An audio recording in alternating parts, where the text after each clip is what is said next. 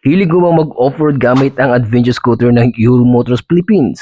Gusto mong hindi ka bibitinin sa ahunan lalo na kung matirik ang daanan? Baka hanap mo din ng adventure scooter na pang jetboat ang makina kahit idaan sa ilog o baha ay tiyak na hindi titirik sa kalagitnaan.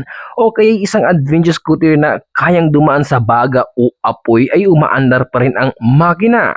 Sa wakas, ang hinahanap mo ay hindi pa available sa Pilipinas.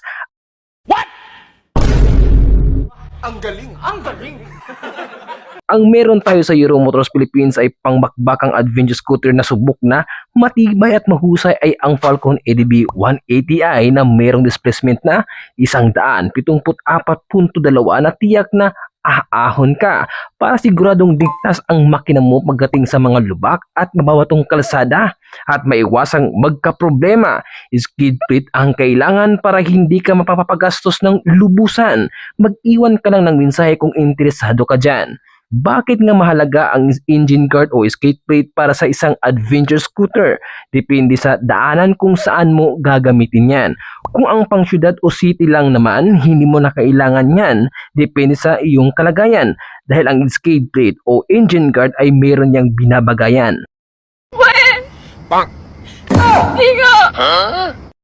May mga kasadang hindi mo inaasahan na maaari kang mapapadaan ng wala sa paalala ng Waze app o Google Map na may sirang kalsada o putol-putol na daanan.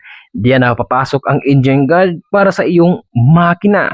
Kaya kung nagdadalawang isip ka at may pagdududa, maaari kang kumonsulta diyan sa malayong tanggapan hinggil sa engine guard ng makina.